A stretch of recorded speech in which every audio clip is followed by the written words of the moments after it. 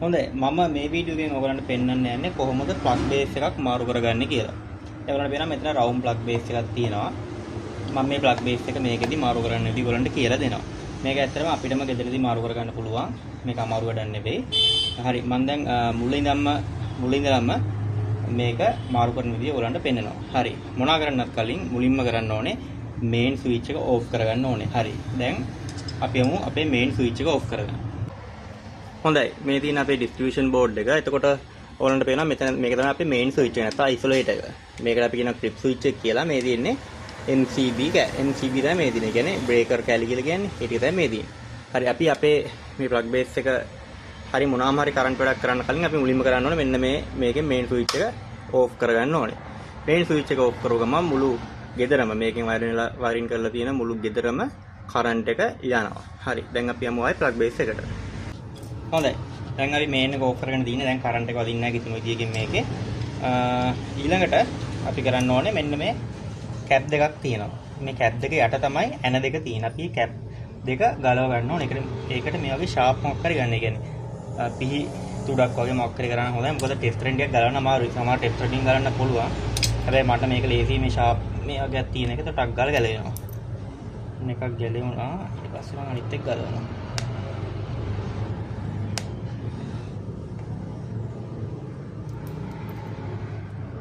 හරි දැන් මම කැප් දෙක ගලවගෙන තියෙනවා.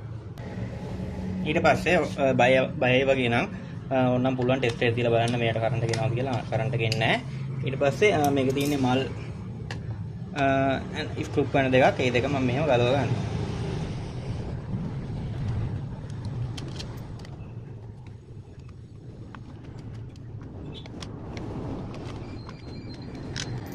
හරි දැන් මම මේක තිබ්බ ඇන දෙක ගලවගෙන තියෙන්නේ. දැන් මම මේක මෙහෙම එළියට අදිනවා.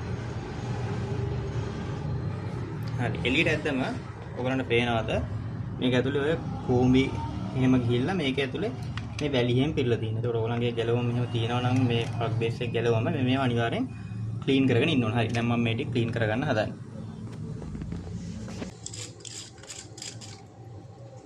තව මෙතන බලන්න පුළුවන් කරන්ට් එක එනවද කියලා. මේ ඇනවලට දීලා බලන්න දැන් පත්තු වෙන්නේ නැහැ. මොකද මේන් එක ඔෆ් කරලා තියෙන්නේ.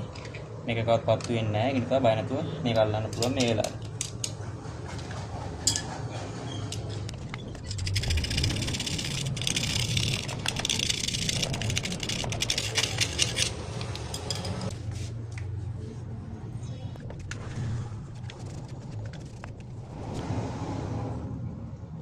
හරි දැන් මම මේ ඇතුළ ක්ලීන් කරගෙන තියෙන්නේ.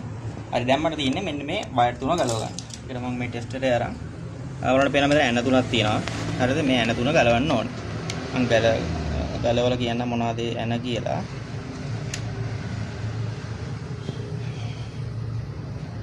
හරි මම දැන් කෑනයක් ගැලෙව්වා. ගලවලා ඒකට තියෙනවා වයර් එකක්. සාමාන්‍ය එක වයර් එකක් එන්නේ මේකේ මේ වයර් තුනම එකට අමුල්ලා තියෙන්නේ. මොකක් හරි මේකෙන් තව එකට කනෙක්ෂන් එකක් අරගෙන.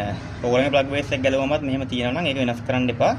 ඒක එහෙම තියාගන්න. හරි. දැන් මම මෙතන බැලුවම මට මෙතන බලන්න මේ L එක තියෙනවා. ලං කරන්න. ඔන්නම මෙතන L අකුරු තියෙනවා. ඒ කියන්නේ මේක තමයි ලයිව් එක. ඒ කියන්නේ අපි ලයිව් වයර් එක දෙන්න ඕනේ මේකට. එතකොට මේක බැලුවම සාමාන්‍ය ඔයගලන්ට පේනවද සාමාන්‍ය කලර් කෝඩ් එකක් තියෙන්න ඕනේ. ඒ කියන්නේ මේක දුඹුරු පාට වයර් එක වෙන්න ඕනේ. එහෙම එකක් නැහැ. ඒ වගේ වෙලාවට මම කරන්නේ පොඩි ටේප් කෑල්ලක් ගහගන්න.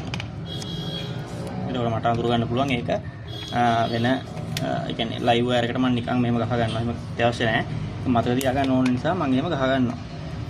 හරි ඊට පස්සේ මැද වයර් එක තියෙනවා. මේක අර්ත් එක. ඒ කියන්නේ කලර් කෝඩ් එකෙන් තමයි දාලා තියෙන වයර් එක. ඒක කොළ පාටයි. මම ඒකත් ඔම ගලවනවා. ඊට පස්සේ නියුට්‍රල් එක ගලව ගන්න. හරි දැන් උනට පේනවා මම ඕන මේ පැත්තට පෙන්නනවා මේ තියෙන ලයිව් එක. ඒ කියන්නේ මෙහිම තිබ්බේ ප්ලග් බේස් එක. හරිද? එතකොට මේ තියෙන්නේ ලයිව් එක. එතකොට මේක ඇටියට මේක තමයි ඒකට දෙන්න ඕනේ මම ගැලුවේ ඒකෙන්. මේ තියෙන්නේ අර්ත් එක, මේ තියෙන්නේ නියුට්‍රල් එක. කලර් කෝඩ් කියනවා නම් දුඹුරු පාට වයර් එක තමයි ලයිව් එකට දෙන්න ඕනේ. නියුට්‍රල් එක නිල් පාට වයර් එක දෙන්න ඕනේ. අර්ත් එකට කොළ පාට එක දෙන්න ඕනේ. හරි දැන් මම කොටු ප්ලග් බේස් එකක් කරන් මේකට සම්බන්ධ කරන්නයි යන්නේ. හොඳයි මට මේ තව දෙයක් කියන්න ඕන. නිකන් හරි හිතන්න ඔයගලන්ට මේ වගේ එකක් ගහගෙන බැරි වුණා. නැත්තම් මේක මෙයා වෙන් කරගත්තට පස්සේ මොකද්ද කියලා දන්නේ නැහැ. අර්ත් එක නම් කොළ පාට එක. හරිද? අර්ත් එක කොළ පාට එකනේ. මේ දෙක වෙන් කරලා අඳුර ගන්න බැරි නම් ඒකට ක්‍රමයක් තියෙනවා. ඒ ක්‍රමය තමයි ඒක හැබැයි ප්‍රවේශමෙන් කරන්න ඕනේ. මේක වයර් එකට එකිනෙකට ගෑවෙන්නේ නැති වෙන්න තුනම වෙන වෙනම තියන්න. හරිද? වෙන වෙනම තියලා මේන් එක ඔන් කරන්න. හරි. දැන් මම මේන් එක ඔන් කරනවා ගිහිල්ලා. ඔන්න මම දැන් මේන් එක ඔන් කරනවා. හරි. මම දැන් මේන් එක ඔන් කරලා තියෙන්නේ. දැන් මේ කරන්ට් එක තියෙනවා.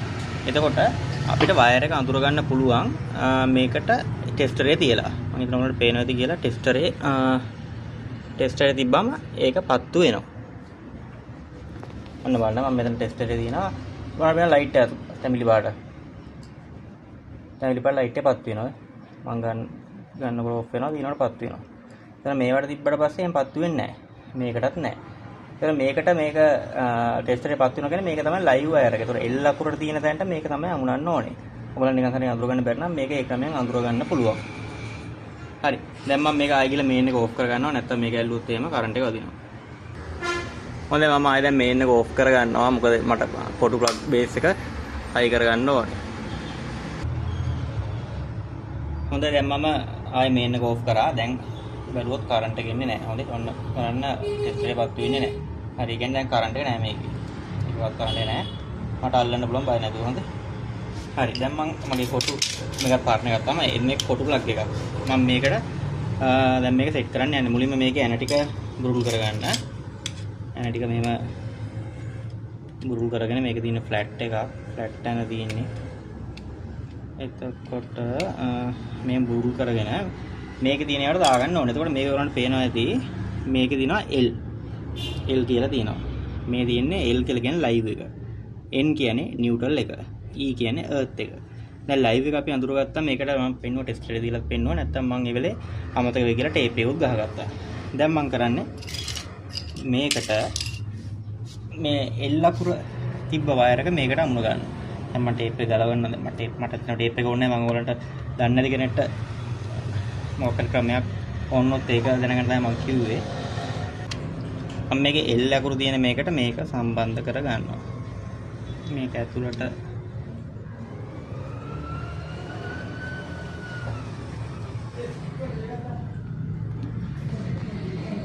මේක ඇතුළට මම මේක දානවා.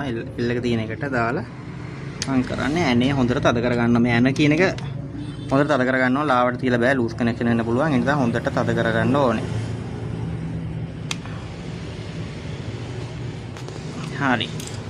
මම ඒක හොඳට තද කරගත්තා. ඊළඟට මම earth එක තියෙන උඩ එකනේ. මම ඊළඟට ඉතුරුලා තියෙන එක මේකට නියුට්‍රල් එකට දාලා නියුට්‍රල් N කියලා තියෙන තැනට දාලා හොඳට තද කරගන්නවා.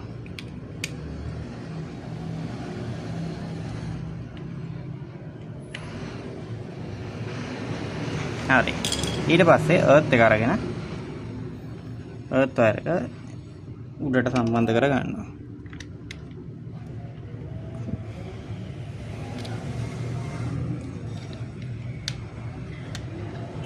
මේක එළියට පේන්න වයර් තියෙන්න බෑ. අනිවාර්යෙන් ඇතුළට දාන්න ඕනේ මේ වයර් එක.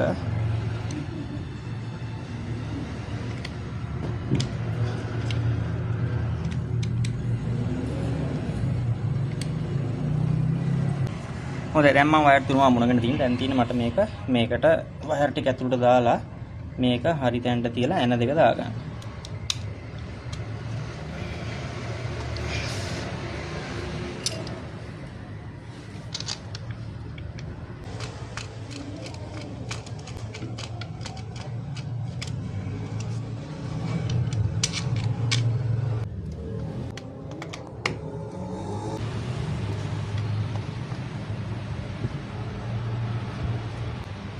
මේ ඇන දෙක හොඳට තද කරගන්න.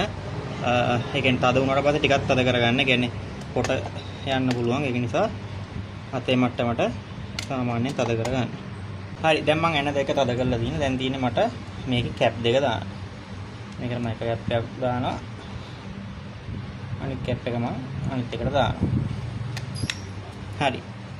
ඔන්නෝ තමයි අපි ප්ලග් බේස් එකෙන් මාරු කරගන්නේ. දැන් අපි අපේ මේන් ස්විච් එක ඔෆ් කරලා තින්නේ. දැන් අපිට මේන් ස්විච් එක ඔන් කරලා මේක සාමාන්‍ය විදිහට භාවිත කරන්න පුළුවන්. හොඳයි මම හිතනවා ඔයගොල්ලෝ මේක මාරු කරන විදිය දකින්න නැති කියලා. ඔන්න ඔය වගේ අපිට ප්ලග් බේස් එකක් ගෙදරදී මාරු කරගන්න පුළුවන්. ඒ වගේ මතක තියාගන්න අනිවාර්යෙන් මේ වැඩේ කරන්න කලින් මේන් ස්විච් එක ඔෆ් කරන්න. මේන් ස්විච් එක දාගෙන කරන්න එපා. ඒකට කරන්ට් එක වදිනවා. මේන් ස්විච් එක අනිවාර්යෙන්ම ඔෆ් කරලා පරණ ප්ලග් බේස් එක ගැලවුවට පස්සේ අනිවාර්යෙන් බලන්න කොහොමද ඒකේ වයර් ටික තියෙන්නේ කියලා. ඒක මතක නැත්නම් ෆොටෝ එකක් කරේ ගහගන්න. එහෙම කරලා හරියට වයර් ටික අමුල්ලා හරියට වැඩේ කරගන්න. මේක ඔයගලන්ට කරන්න බෑ වගේ නම්, ඒ කියන්නේ ෂුවර් නෑ වගේ නම් කරන්න මේ වගේ වැඩවලට අත ගහන්න එපා. ඔයගලන්ට හිතනවා නම් මේක අවදානම් කියලා අනිවාර්යයෙන්ම විදුලි කාර්මික මහතිකුවේ සහාය ලබා ගන්න. හරි, මම හිතනවා ඔයගොල්ලන්ට පැහැදිලි ඇති කියලා මේක කොහොම මාරු කරගන්නේ කියලා. හොඳයි අපි එහෙනම් තවත් අලුත් වීඩියෝ එකකින් හම්බ වෙමු.